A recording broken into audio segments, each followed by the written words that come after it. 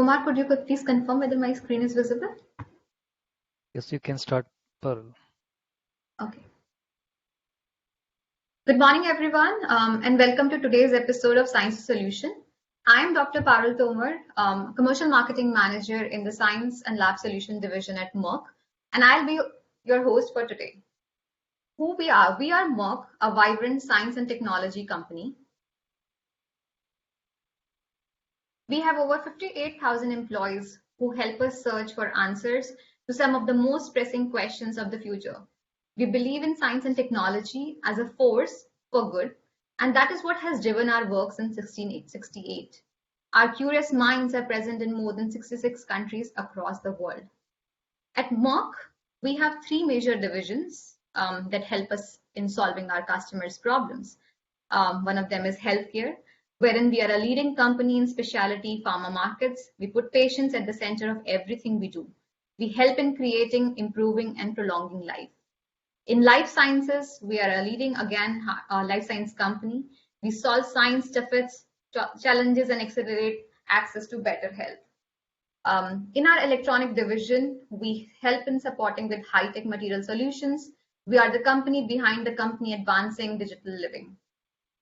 Combining the force of these three divisions, our purpose has always been to solve the toughest problems in life sciences by collaborating with global scientific community. Currently, globally, we are catering our customers with products and solutions that fall under six major brands: Millipore, SAFC, BioReliance, Sigma-Aldrich, Milliq, and Supelco. At Merck, we strongly believe in supporting curiosity and driving innovation through different initiatives. With the help of our Merck High-End Skill Development Center, which is present at present at two parts of the country, one in Chandigarh inside CSR MTech campus and one inside our Bangalore headquarters of the company, we are helping in strengthening scientific skill sets of curious young minds across the country and also helping researchers with their scientific experiments. We also partner with researchers in areas like CRISPR, metabolomics, and proteomics with the help of our core partnership programs, and try and support nurtures a scientific community, new startup with the help of different programs like Merck Young Scientist Program, the Startup Accelerator Program, and Innovation Cup. Our Science to Solution is also one such platform wherein which has been created for young, curious mind and scientists to help them, connect and get an opportunity to hear from the leading scientists in the field. The platform help people in learning from each other and knowing about the current trends in research and help in thriving the ecosystem for scientific community. In today's webinar, we have the pleasure of having Dr. Guruprasad from the Transnational Health Science and Technology Institute in Delhi. Dr. Guruprasad is a cellular and clinical virologist. His research group basically deals with pathogenesis, immune response, host pathogen interaction, and drug discovery aspects of dengue viruses. He has initiated various hospital-based studies to understand the role of circulating viruses, secreted factors, and immune response in primary and secondary dengue infections by collaborating with pediatricians at AIIMS, New Delhi, and ICG Emory Vaccine Center. In today's talk, he will walk us through the role of micronutrient zinc in dengue infection and how can it be used as a target for adjuvant therapy. So over to you, Dr. Guru, for your presentation. Thank you, Dr. Parul.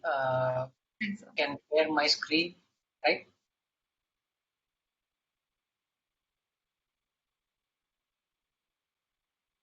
Yes, you can share. You can share your screen, sir. Okay.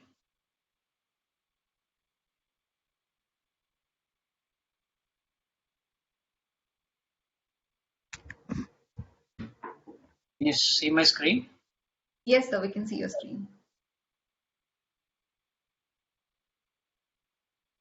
Okay. Hello, everyone. Good morning. We'll be discussing about the divergent roles of micronutrient zinc in dengue infection. We will see whether it is a target for adjuvant therapy. This is still something which we are pondering about. I would like to thank Merck for inviting me to give this webinar. I would be very happy to take any questions in the end, and I hope this seminar will at least make zinc biology interesting for some of you who are thinking of working on zinc.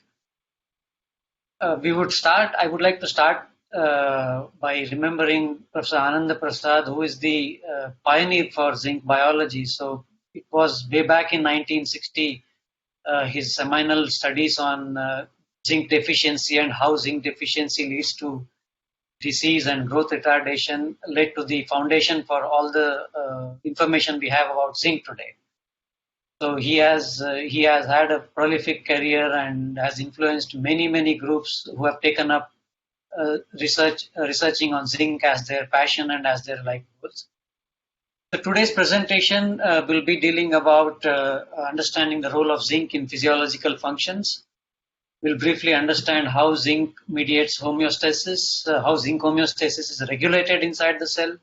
We'll look at some of the clinical studies and the information we have on zinc supplementation.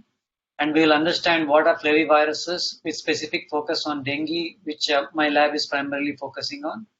And our data in the end suggests the relevance of zinc homeostasis in dengue virus infection.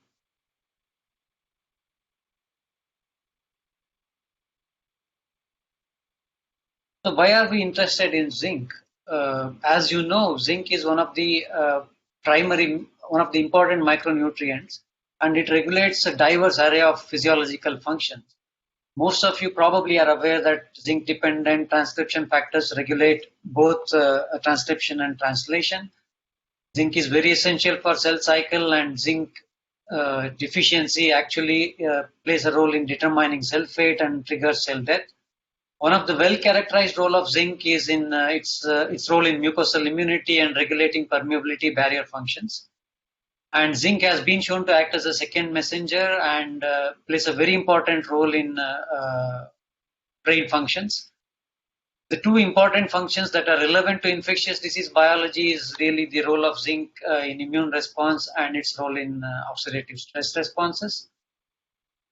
Zinc has been now, over the last 20-30 years, there has been multiple clinical trials and in vitro studies which have established zinc as a gatekeeper of immune functions.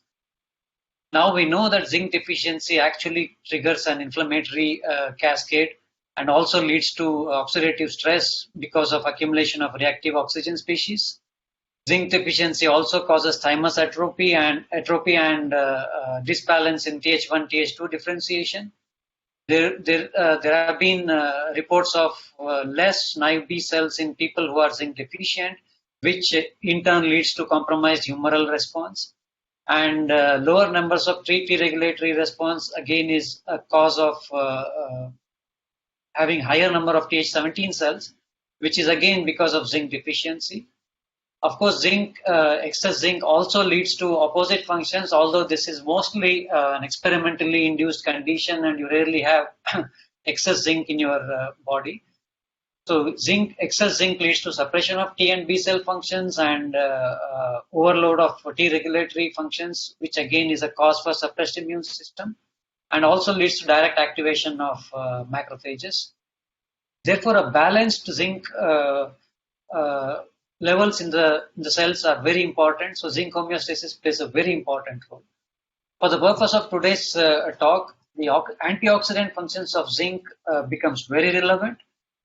One of the most well-characterized functions of zinc is its role as an antioxidant because zinc is a cofactor for copper-zinc superoxide dismutase, which is a predominant enzyme that scavenges superoxides and antioxidants.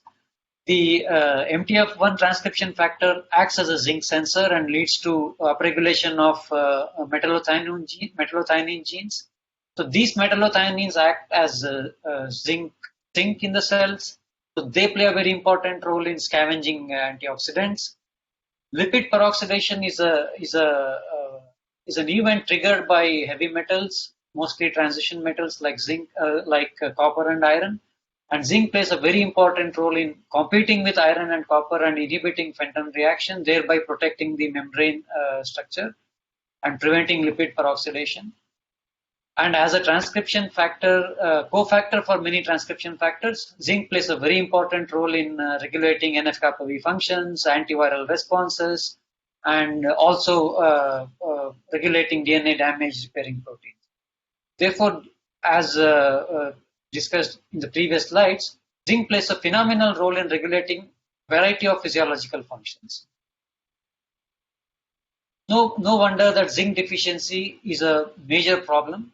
So this table shows you the trace elements that are critical for cellular functions, and zinc being the second most abundant after iron is an essential micronutrient.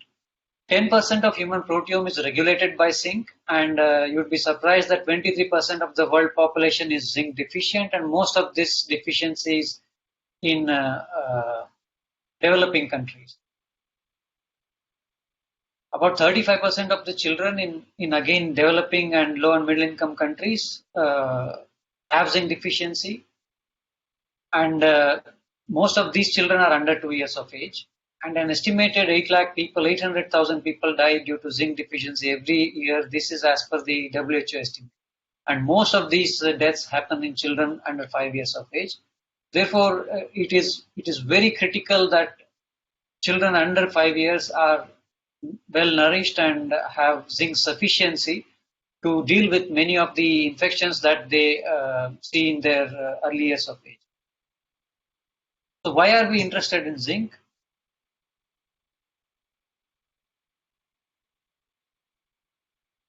Because over the years we have been interested in zinc, as zinc homeostasis is a complex system. It is regulated by 14 zinc influx transporters and 10 zinc efflux transporters, which in itself is baffling, because for a micronutrient like zinc, it's amazing that there are 14 transporters that are required for bringing zinc inside and 10 transporters that are required for taking zinc outside, suggesting that these may have redundant functions and may have tissue-specific functions. Therefore, zinc probably plays a cell-specific role and function-specific role depending on the tissue it resides in and depending on the functions of cells and tissues that actually regulate these transporters. As you can see here, most of the zinc efflux transporters are at the plasma membrane and some are located in the internal organelles. The internal organelles like ER and Golgi apparatus accumulate zinc, and also zinc is present in some of the synaptic vesicles and also in endosomes and lysosomes. And regulation of these cellular stores of zinc is actually complex and mediated by these zinc transporters. And very little is known about how these transporters are regulated and how intracellular zinc transport actually is amenable to signaling cascades and to the requirements of cell. Therefore, you would assume that any changes in these transporters, any mutations in these transporters would lead to diseases. And no wonder, ZIP4 was the first mutation that was identified again by the group of Dr. Ananda Prasad way back in, I think, 1960s, where it was shown that the growth retardation and the skin condition, the dermatitis that was observed in people was because of deficiency in zinc absorption. And that was primarily due to mutation in ZIP4. And this was actually ameliorated with zinc supplementation, which clearly suggested that uptake by zinc through external source, primarily by diet, is very important, because there are no zinc stores inside our body. So zinc has to be consumed through diet. Therefore, sufficiency of zinc has to be maintained through diet. Again, another example is really ZIP8, which again will come to this transporter later on. So mutations in ZIP8 leads to cerebellar atrophy syndrome, a type 2 congenital disorder of glycosylation. And mutations in in ZNT2, which is zinc efflux transporter, leads to neonatal zinc deficiency. Again, here this can be corrected with zinc supplementation in infants. Therefore, a lot of information about the role of zinc and the role of zinc transporters in human health has been deciphered through zinc supplementation studies and through molecular characterization of these transporters. When it comes to viruses, many of the viral proteins are zinc binding proteins, and most of the life cycle of viral life cycle actually requires zinc. either due to the zinc-dependent functions of viral proteins or due to the zinc-dependent proteins that are involved in viral life cycle as host. For example, Semlinki forest virus requires zinc for its viral entry through endocytosis. There are no reports of any virus using zinc for uncoating, but there are reports of many viruses such as influenza and rhinovirus actually dependent on zinc for efficient replication of their genomes. And the translation and assembly of rotavirus and influenza virus again depends on zinc. Therefore, it looks like zinc actually, when it comes to viruses, has both proviral roles depending on which virus you are studying, and may also have antiviral roles, where we also have discovered that zinc can act as an antiviral for some of the viruses such as respiratory syncytial virus, but may act as a driver of viral replication for some of the viruses such as rotavirus, influenza virus, or rhinovirus. When it comes to clinical trials, so what do we know about how zinc helps and how zinc doesn't help? So the data from clinical trials are sometimes very convincing, sometimes not so convincing. In case of enteric infections, zinc supplementation has unequivocally proven to be very beneficial. And children supplemented with zinc during diarrhea has reduced the mean duration of diarrhea by around 13 hours, which is a very significant achievement considering the devastating effects of diarrhea in children. And most beneficial effects of zinc supplementation in enteric infections was observed over 6 months of age and with signs of malnutrition, again suggesting that correcting for zinc deficiency itself may provide health benefits. And in case of respiratory infections, the results have been inconsistent. There have been reports showing benefits in upper respiratory tract infection. However, in case of severe pneumonia, the results are not so convincing. And there are very few reports on infections such as dengue to show that whether supplementation really benefits dengue patients or not. And this is what we were actually curious about when we started this project. So our lab primarily works on flaviviruses. So the information we have in zinc, we had in zinc so far is really from 1 or 2 studies. And here they show that dengue fever or dengue hemorrhagic fever, the more severe forms of dengue hemorrhagic fever, all show lower levels of zinc as compared to the recovery phase. So this is the acute phase of infection. This is the recovery phase. So compared to the recovery phase, you have less zinc. And compared to the dengue shock syndrome, which is the most severe form of the disease, the other disease conditions seem to have a little higher plasma zinc as compared to the severe form. You have to remember that zinc is an acute phase reactant. Therefore, measuring zinc in blood always is not very convincing, because zinc levels are known to go down in plasma because zinc is taken up by the liver during acute phase of many infections. Therefore, this doesn't tell us much about really whether zinc plays a role during dengue infection or not. The other study where zinc supplementation was done in dengue infection is a small study with 25 patients in Thailand, I believe. So here they actually saw very little effect, and they have not even looked at the role of zinc in bringing down the viral load, because viremia was not even looked at in this study. However, as expected, in terms of zinc supplementation in other infections, in the case of dengue, zinc supplementation reduced the length of hospital stay from 85 hours to about 62 hours.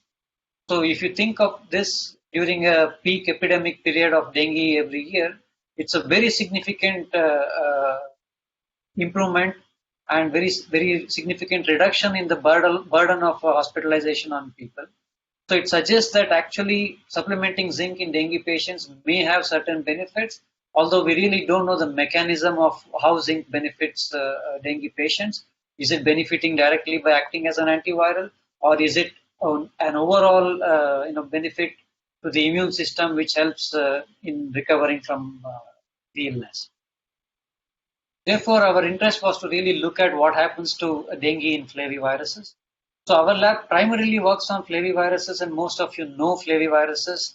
dengue virus, Japanese encephalitis virus, West Nile virus, Zika virus are all part of the flavivirus family. Flaviviruses together account for over 400 million global infections every year. You compare this with the 500 million COVID cases we have had in the last 2.5 years.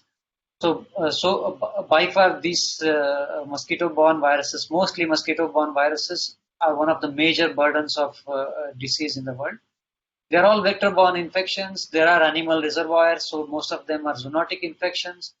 Disease symptoms vary from asymptomatic to febrile illness, sometimes hepatic failure, for example, in the case of yellow fever, and also in case of dengue. You have severe involvement of liver, and there's hemorrhage and encephalitis, and there are congenital abnormalities. Zika is an example. Vaccines are available for few. Yellow fever vaccine was one of the first successful vaccines developed for an animal virus. There are inactivated vaccines for Castor forest disease virus and also for JV, but there are no vaccines, at least licensed vaccines in India for dengue. Emerging flaviviruses are a big threat to global health considering the disease burden. Most of you probably know how big a problem dengue is in India and beyond. So there were 13 million reported cases in 2017, and 30% of the global dengue cases actually come from India. And it's not surprising that most of us are probably already at least infected once with dengue. Therefore, about 49% of the population in the age group of 5 to 45 years is seropositive. So you may think that this is good, but considering the 4 serotypes of dengue which cause primary and secondary infections, having prior immunity to dengue may or may not really be safe for most of us. The only licensed vaccine is approved for use only in endemic countries. Even that has run into problems, but it was never licensed in India, and we don't have any antivirals for dengue so far. Therefore, it becomes very essential to understand the role of zinc, role of zinc and other micronutrients, so that we can actually think about adjunct therapies in addition to antivirals that we are working on. So briefly looking at dengue life cycle, dengue is like any other RNA virus, endocytosed inside the cell through receptor-mediated endocytosis. The endocytosed virus then replicates, and the virus that comes out triggers T cell and B cell responses. T cells can handle the viruses through CD8-mediated killing, and antibodies generated by B cells neutralize the virus. So in a primary infection, there is pretty much no problem. Most people recover. Most people have very mild symptoms or even no symptoms at all, and they recover from infection, and you have antibodies to dengue. It is the problem is when you get infection for the second time with a different serotype. So there your memory B cells secrete antibodies because all the 4 serotypes have some similarities in their protein sequences. But the virus is not neutralized by the pre-existing antibodies. So either the concentration of antibodies or the avidity of antibodies are not perfect. Therefore, this leads to subneutralizing antibodies that are endocytosed by monocytes or macrophages that express the Fc gamma receptors. This endocytosed virus then actually, instead of being neutralized and killed, replicates in the cell types and leads to a higher production of virus and release into the system, causing damage and inflammation. Therefore, higher proportion of severe dengue infections are observed in dengue in secondary dengue infections, and this leads to cytokine storm, which is primarily implicated to all the damage we observe in dengue infections. The hemorrhagic manifestations primarily involve gastrointestinal bleeding, hepatic failure, petechia, and epistaxis. Plasma leakage and hypovolemic shock is the most severe outcome of dengue, which leads to death. Fortunately, most of the dengue is now managed well clinically. Therefore, the case fatality ratio is less than 0.5%. So, if you look at mortality due to dengue, mortality is pretty low, but morbidity is pretty high, which requires dengue to be really managed very well.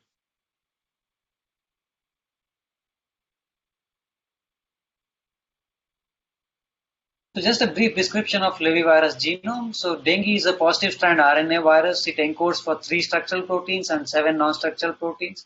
These proteins are expressed as a polyprotein and are then cleaved by viral and host proteases. NH3 is the viral protease, and furin cleaves the PRM site. And there are ER resident signalases which also cleave some of the sites here indicated in black. The cleaved proteins mediate virus replication and also are participating in assembly and egress. So the immature form of the virus actually resides in the trans-Golgi network, and once furin cleaves the PRM site, it becomes a matured infectious virus which is then egressed out of the cell. So the immature virus acts as a decoy in many cases, evading immune response, and mature virus is what causes infection. So the research questions now we had when we looked at the role of zinc homeostasis and the disease burden of flaviviruses and pathogenesis of flaviviruses is as follows. Do viral infections modulate cellular zinc homeostasis was the question. So we wanted to know what happens in cells which are infected with these viruses, and what happens when we alter cellular zinc homeostasis by adding zinc or removing zinc. Are there specific zinc transporters involved in regulating zinc homeostasis during these viral infections?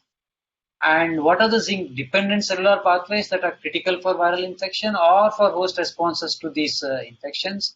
And we have used dengue, respiratory syncytial virus, and rotavirus as three different RNA viruses as model systems. Most of the results that I showed today is from dengue virus. So how do we really measure zinc and how do we study zinc homeostasis? As I said, zinc is mostly regulated by these transporters, and you don't really have free zinc floating around in cells.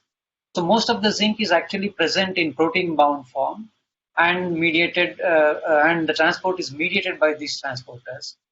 So this is the intestinal lumen where zinc is either taken up from the bloodstream into the cells and then released into the lumen of the intestine, or it is absorbed from the food and then released into the blood side through other transporters. Therefore, the free zinc is actually present in picomolar concentrations or nanomolar concentrations, and it's very difficult to measure this. We now have zinc fluorophores which specifically recognize this free zinc. Most of the zinc, as I said, is actually present in the form of metallothionein-bound zinc, which is very sensitive to oxidative stress. Therefore, depending on the oxidative environment of the zinc, metallothioneins release zinc or they bind zinc, and they act as buffering agents for zinc, releasing and binding free zinc as and when required as per the demands of the cell.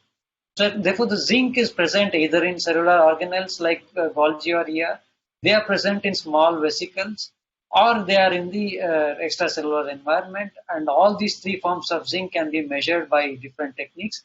Intracellular zinc can be measured by zinc fluorophores such as fluosin 3-AM or PIR1, and total zinc can be measured by inductively coupled plasma mass spectrometry, which is ICP-MS. So we were interested to look at localization of free zinc in the cell lines that we were using. Therefore, we expressed M-cherry tagged Golgi markers or mitochondria or lysosome or endoplasmic reticulum markers. And we wanted to localize the free zinc by staining for ZP1 to see which are these, which of these markers actually show colocalization.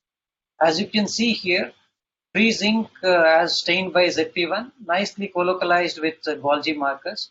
You don't see much colocalization with mitochondria or lysosomes, but again, nice colocalization with endoplasmic reticulum, suggesting that the labile zinc pools actually are mostly residing in Golgi and ER compartments. And here I would like to also emphasize that most viral replication in case of flaviviruses are ER dependent and Golgi dependent. Therefore, ER and Golgi and the free zinc residing in ER and Golgi probably plays a very important role in viral replication in case of flavivirus. Another important aspect of zinc in flavivirus biology is the RNA-dependent RNA polymerases. So this is the RDRP of rotavirus. This is the same of respiratory syncytial virus, and this is dengue virus. As you can see, dengue virus RNA-dependent RNA polymerase is the only RDRP which has been shown amongst these three, which has been shown to bind zinc and it has been co-crystallized with zinc, suggesting that perhaps zinc plays a very important role in replication of dengue or JEV, because it may be a part of RNA-dependent RNA polymerase and it may be required for replication of. So our first question was to really check whether zinc is required for replication of dengue virus. Therefore, we took HUH7 cells infected with dengue virus and looked at free zinc levels at 8 hours post-infection, 16 or 24 hours post-infection. This is the basal levels of free zinc in mock-infected cells, and this is free zinc in dengue-infected cells. As you can see here, 8 hours is pretty early, and very early stages of infection, you start to see slight accumulation of free zinc in some of the cells. Whereas by 16 hours post-infection, you can see pretty much most of the cells show high levels of free zinc, which start to go down by 24 hours. So it suggests that labile zinc probably accumulates during the replicative phases of dengue infection and later on go down. So we quantitated this by confocal microscopy, and as can be expected from the images here, we see a nice increase in labile zinc levels in dengue infected cells at 16 hours, and by 24 hours these labile zinc levels actually go down, suggesting that there is a transient regulation of zinc homeostasis during early stages of dengue infection. Now, does this require replication? Of course, yes. So when you have UV inactivated virus which no longer replicates, you don't see any increase in free zinc levels as measured by fluorescein staining as compared to dengue virus, which is replicating very well. So this is double-stranded RNA showing replicative intermediates of dengue virus. And of course, in the case of UV inactivated virus, there is no dengue, which clearly suggesting that the increase we see in free zinc levels is because of active replication of dengue RNA and not just because of viral entry. So now, where is this zinc residing? We had shown earlier that most of this zinc is present in ER and Golgi. So we wanted to verify now, under the conditions of dengue infection, is there accumulation of zinc in these organelles? So we again transfected our mCherry vectors in cells infected with dengue, and we looked at labile zinc levels. So this is vector alone. So this is free zinc in dengue infection versus mock infection, and this is the mCherry vector construct. You see very little colocalization of free zinc with vector alone. Whereas when you express a ER marker, this is again mock and dengue infection free zinc levels. This is ER marker. And you can clearly see that most of this free zinc is accumulating in the ER. The same was true when we looked at a Golgi marker. Again, this is mock infection, this is dengue infection. When you look at free zinc levels, you see nice colocalization of free zinc in Golgi, clearly suggesting that in dengue infection too, you see accumulation of free zinc in Golgi and ER compartments, and perhaps free zinc under these conditions may play a very important role in zinc replication. So the next question was to see how is this happening? Is there an active mechanism of accumulation of zinc? Is there a total increase in zinc levels, which is not the case, because when you take infected cells or mock infected cells and measure the total levels of zinc in cells, you don't see any change by ICP-MS. So this is total zinc, which does not show any change. Therefore, the change we observe is only a transient change in the free zinc levels in dengue replication. And we measured the zinc transporters, the efflux transporters, and the influx transporters. So this is the transporters which bring in zinc inside the cells. Of all the transporters that we measured, only Z-PED showed significant upregulation at early stages of infection. None of the zinc efflux transporters showed any significant modulation, clearly suggesting that the accumulation of free zinc in dengue infection is a specific event, and it is perhaps mediated by Z-PED, because Z-PED was the only zinc transporter that showed upregulation at early stages of infection. Now we wanted to see, is Z-PED really required for dengue infection? We knocked down Z-PED in these cells by siRNA. So this is a non-targeting control. This is a non-specific control where ZIP1 was knocked down. And this is zip-8 knockdown, and we measured free zinc levels under dengue infection conditions. When you knock down, when you have non-targeting control, your free zinc levels still go up. When you have zip-1 knockdown, your free zinc levels still go up significantly. But when you knock down zip-8 levels, the cells are no longer capable of increasing the free zinc levels. Once again, suggesting that zip-8 perhaps plays a very important role in dengue replication, and it may be responsible for increasing free zinc levels in dengue infection.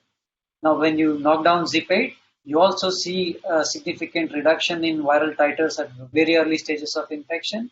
And we have also measured the negative strand RNA intermediates, which is a true measure of viral replication. And we see a significant reduction in viral RNA at both 8 hours and 16 hours in conditions where zip-8 was absent. Again, emphasizing that zip-8 is required for dengue replication, and this requirement is perhaps through mediation of free zinc levels under dengue infection. Now, this is an in vitro situation. Is this really relevant in vivo? So we recruited patients to measure zinc levels, free zinc levels actually. So we had healthy controls and dengue patients. We collected their PBMCs and we looked at intracellular zinc levels. And most of the dengue patients showed a significantly higher amounts of intracellular zinc. And this free zinc actually associated with higher levels of dengue RNA that we detected in this. Again, suggesting that higher amount of zinc is associating with higher viral replication. So viral replication perhaps uses zinc that is present inside the cell, either by redistribution or by other mechanism that we don't know as of now. And to really again look at the role of zip-8 in these dengue infection conditions, we had collaboration with Dr. Anmol at ICG Memory Vaccine Center, where they had sorted the classical monocytes from dengue-infected patients and they did RNA-seq analysis. Of all the zinc transporters that was detected in RNA-seq, zip-8 was the only transporter which showed about threefold upregulation in dengue patients. Again, suggesting that even in dengue patients, there is upregulation of zip-8 transporter, and this upregulation of zip-8 transporter in monocytes perhaps is important for dengue to replicate and lead to perhaps disease in severe conditions.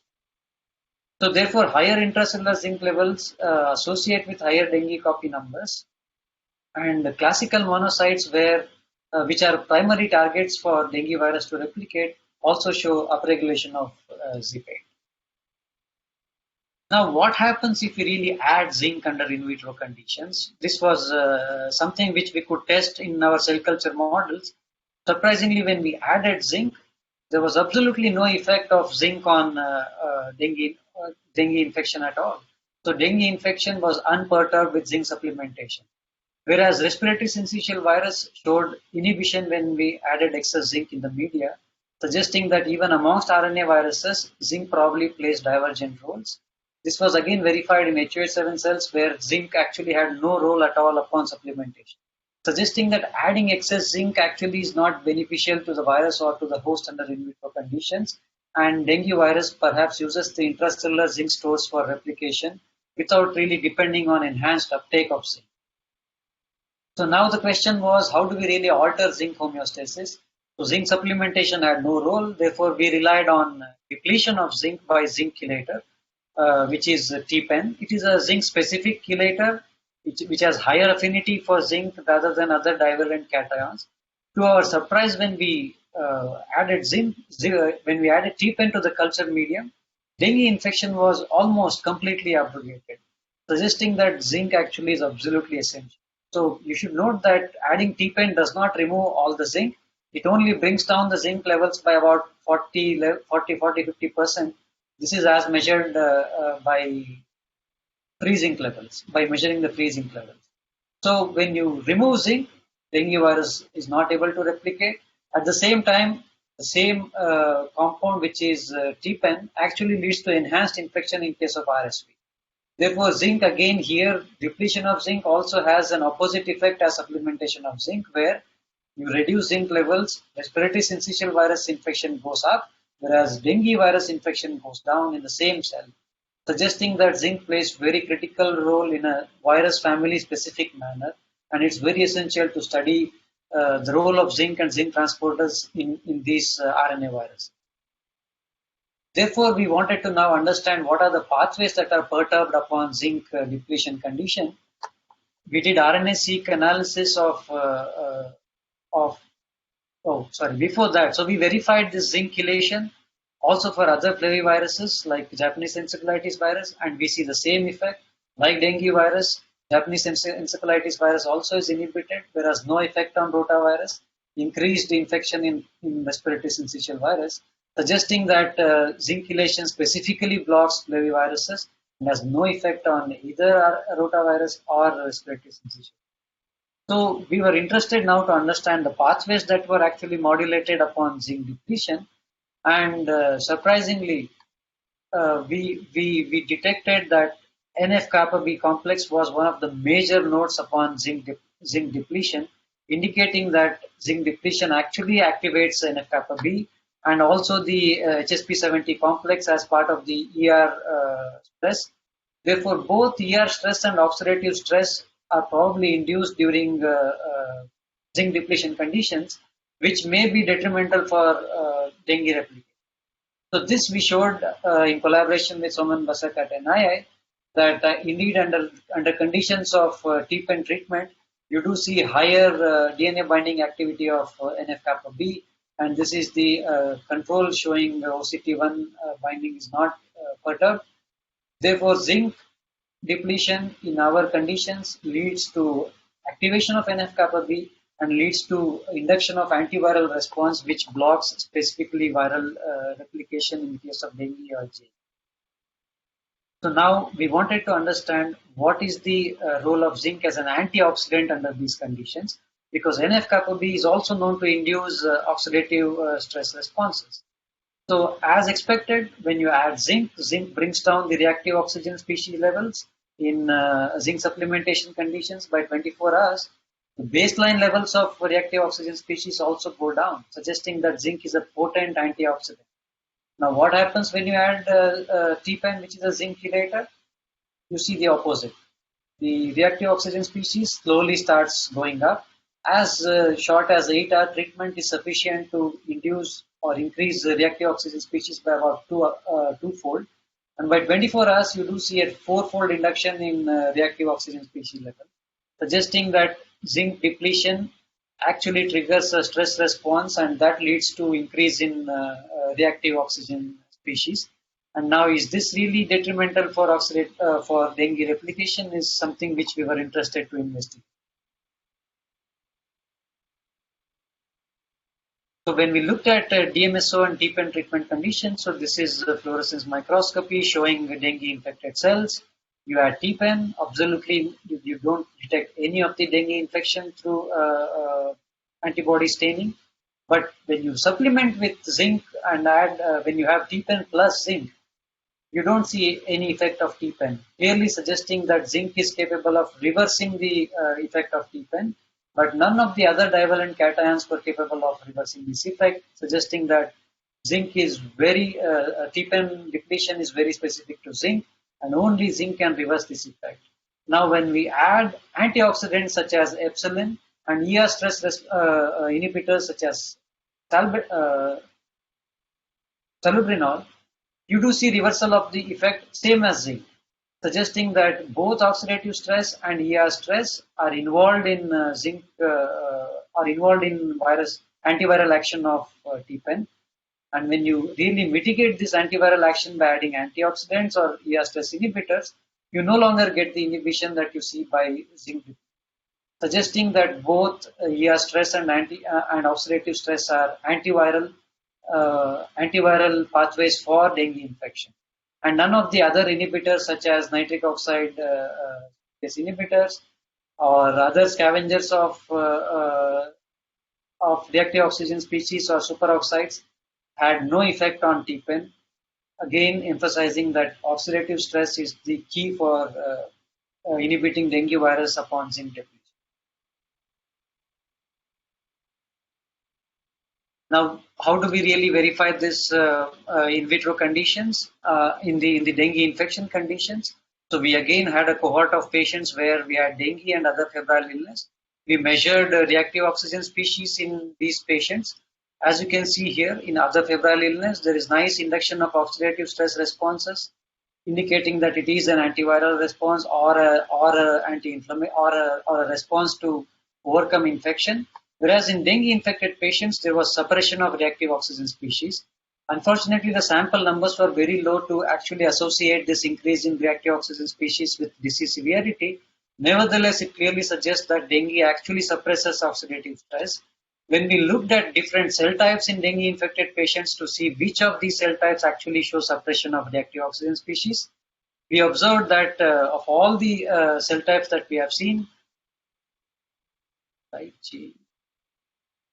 all the cell types that we have observed, it is the classical monocytes and the intermediate monocytes that show suppression of reactive oxygen species, again indicating that the cell types which are primary targets of dengue replications are the ones where oxidative stress is inhibited, suggesting that zinc chelation inhibits positive strand RNA viruses, specifically flaviviruses, and TPEN induces oxidative stress and inhibits dengue replication in vitro cell culture models, and ROS perhaps inhibits dengue replication. And even in patients, samples from dengue patients, we detect reduced ROS levels compared to other febrile illnesses, and monocytes, which are the primary targets, are the ones which show reduced ROS levels, suggesting that oxidative stress can be a very important pathway that one should look at for targeting dengue infection. So to summarize, we have shown that dengue replication appears to alter cellular labile zinc pools at early stages of infection. And zinc supplementation, although does not affect flavivirus infection, it really has a potent effect on respiratory syncytial virus, and we also know that it inhibits rotavirus infection. Contradicting zinc supplementation data on RSV, zinc depletion specifically inhibits flavivirus infection, whereas it enhances RSV infection. Zinc chelation at early stages of dengue infection blocks viral RNA replication, and zinc depletion induces an antiviral state, which perhaps is mediated by oxidative stress response and ER stress response, and this is what specifically perturbs flavivirus infection. Therefore, what is the big picture? So when we started this, we were curious to understand the role of zinc homeostasis. Now we have a set of data which is leading us to believe that perhaps the cellular pathways that are dependent on zinc, not zinc alone directly, plays a major role in antiviral actions. So where do we go from here? Generally, when you synthesize an idea, you really think about, okay, where do we go from here? I have great ideas. So this cartoon pretty much depicts the state that we are in. So we have data now which suggests that zinc homeostasis is very important for dengue infection. It is in fact very important for RNA viruses and has diverse roles, divergent roles to play in RNA virus infections. So how do we really characterize the role of zinc homeostasis further and get translationally benefit and get translational outcomes out of this information? So the outcome of our research so far is really, it has ended up in a question mark to the title that we started. So we think that dengue infection enhances cytosolic zinc pool most probably by intracellular redistribution. We are now curious to understand the mechanism of action. We want to see if this can be really targeted. We now know that dengue replication is sensitive to oxidative stress and ER stress, and we believe that monocyte subsets show reduced ROS in dengue patients. And can we really induce oxidative or ER stress as an antiviral therapy is something that we need to explore. And zinc uptake by liver during acute phase of infection may delay or dampen the antiviral response as part of the acute phase reaction. So the timing of zinc supplementation becomes very critical in clinical trials. So perhaps this is something that we need to work with clinicians and come up with tailor-made trials for dengue infection and zinc supplementation. Outcome of dengue disease could be very different in zinc sufficient versus zinc deficient patients. Therefore, this calls for need for longitudinal studies to really understand how zinc levels actually define disease outcomes for dengue. So this is where we are, and this is what our future directions would be. So I'd like to thank three of my most prolific students who generated all this data: Meenakshi, Naseem, and Alexa. Jigme was a postdoc who also was instrumental in generating a lot of our data on ZIP8. Amresh helps the day-to-day activities of the lab, and Dr. Renu Goel helped us with all the pathway analysis. And this work could not have been possible without our collaborators, Dr. Rakesh Kloza, Professor Kabra at AIIMS New Delhi, Anmol Saumen Basak at ICGB and NII have taught us a lot about the immune responses and NF-kappa-B mediated responses. Dr. Pandey at ESIC Faridabad again has been a constant support with all our clinical data. Funding came from India Alliance, DBT Welcome Trust, and DBT from the THSTI core funds. Thank you, and I would be happy to take any questions.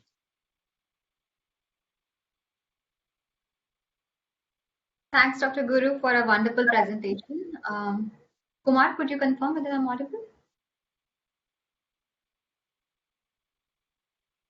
Yeah, Should I stop sharing the screen? That's okay, sir.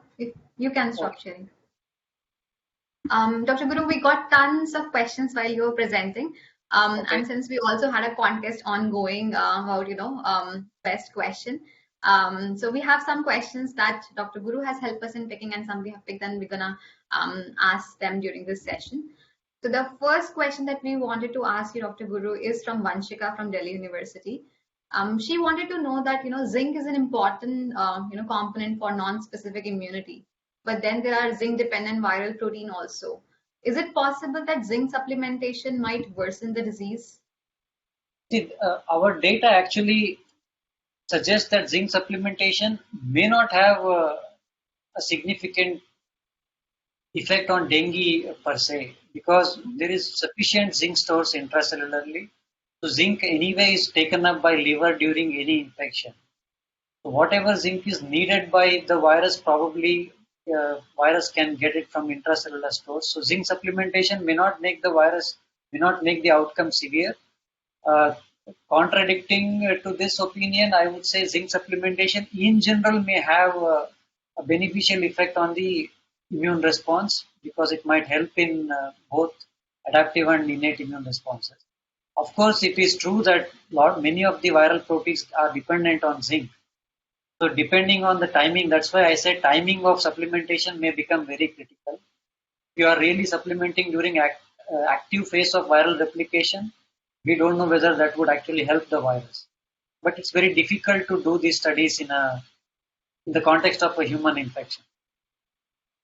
Thank you, sir. Thank you for the insights.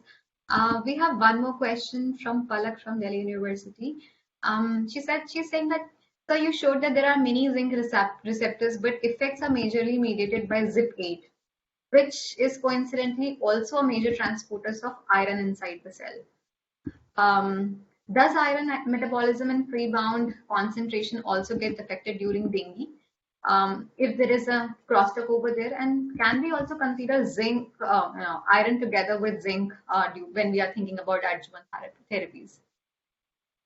Yeah, that's an interesting question. Of course, zinc homeostasis is actually closely linked with iron and copper metabolism. So therefore, when we modulate zinc, it is possible that some of the effects could also be modulated because of changes in iron levels or copper levels. But at least under in vitro conditions, we show that the effect can only be reversed by supplementing zinc. There is no information on really the role of iron in dengue infection, because dengue being an acute infection, you only have a short window of opportunity to measure many of these factors. And if you are really looking at severe case, it's a snapshot, and you don't know really whether deficiency in iron or deficiency in zinc is really responsible for the disease severity. Of course, it would be very interesting to look at other metal ions, and that's what we are interested in too.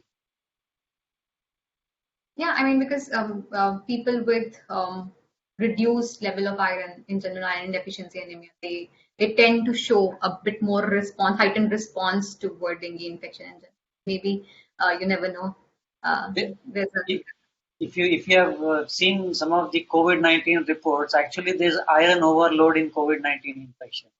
So in case of COVID-19, there was suggestion that perhaps iron chelators might be good for COVID-19. Mhm. Yeah. So that was suggested as a adjunct therapy. Yeah. So exactly a question on that. Is zinc commonly an adjuvant for any viral infection? As zinc is recently found to play a pivotal role against coronavirus infection as well. Somebody asked that question also. The role of zinc in common cold has been demonstrated in many clinical trials. Again, it's not really a conclusive data that zinc helps, but we don't know whether zinc helps as an antiviral or whether it helps in general as a booster of your in general immune response. But zinc certainly has a beneficial role in helping your immune response against viral infection. There's one more question about different serotypes that dengue is known to have. So someone has asked whether different serotypes of dengue also has different do they show difference in zinc homeostasis that we just learned about? Well, we have not looked at different serotypes. We have looked at we have looked at one or two serotypes, and they all show increase in labile zinc levels. This also, I would believe, because we have not tested every cell type that's available. So this also perhaps may be more relevant in hepatocytes as compared to, let's say, endothelial cells or epithelial cells. So this may, I would say that this would probably also be very relevant to specific cell types rather than a universal phenomenon. But it's very unlikely to be serotype specific because the replication mechanism per se would be same for all four serotypes.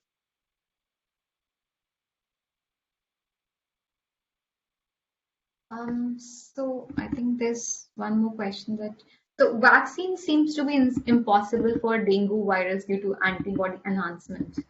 Then somebody's asking whether have people looking extensively towards plant-based medicinal approaches for dengue infection, and plants are known to have good reserves of zinc also in them. So is there any connection over there? That's why the plant-based medicinal therapies are proposed a lot by even physicians during dengue infections. Well, first let me clarify that it is not impossible to have a dengue vaccine. I think there are a couple of vaccines which have shown very good efficacy in phase 3 trials, and perhaps the phase 3 studies will start in India also, either this year or next year. So maybe in the next 5 years, we should have a dengue vaccine, which probably will be licensed. Yeah. Of course, antibody-dependent enhancement will always be an issue that all the vaccine manufacturers need to worry about. Therefore, antivirals, repurposing, medicinal sources all become very relevant. Even adjunct therapy become very relevant. See, the source of zinc is not an issue. Absorption of zinc becomes an issue because no matter how much zinc you take, zinc needs to be absorbed inside your tissue space. So you need to have good absorption. So plant-based sources are not very good, are not absorbed very well as compared to animal-based zinc sources, mostly because of the presence of phytates in plant-based sources. So they inhibit zinc absorption. But nevertheless, zinc supplementation in general helps. Okay, good to know that, sir. So I think we also had one set of questions centered around zinc chelation. So in that direction, somebody has recently asked that dengue viral infection, RDRP is a zinc-dependent enzyme. Could you also check for the effect of zinc chelation on the activity of this particular enzyme? Well, we have done these assays. So again, here we are at a preliminary stage because the assay was established very recently, and we are looking at the role of adding zinc and removing zinc under this polymerase assay in these polymerase. And it looks like if you remove zinc, perhaps the polymerase may still be able to replicate because the purification process itself involves magnesium, manganese, and zinc. So we don't know whether other metal ions can compensate for zinc in a test tube condition. So the ideal situation would be to really mutate the zinc binding residues and maybe look at replication in vivo, either in cell culture or maybe even in animal models. So that probably will take some time. Yeah, I think we have tons of more questions left, but in the interest of time, we will have to close now. But we will surely get back to everybody with the answers to the questions. Thanks, Dr. Guru, for such an insightful session and a wonderful Q&A. We are really happy to have you here. And thank you everyone for attending today's session. The session has been recorded and it will be uploaded on our Empowering Life Science website. So in case you or your friends have missed some part, please you can check out from there. And if you have more questions, please feel free to write to us or Dr. Guru about them. Thank you, everyone. Thank you. Thank you everyone, and thank you once again for this opportunity. Thank you.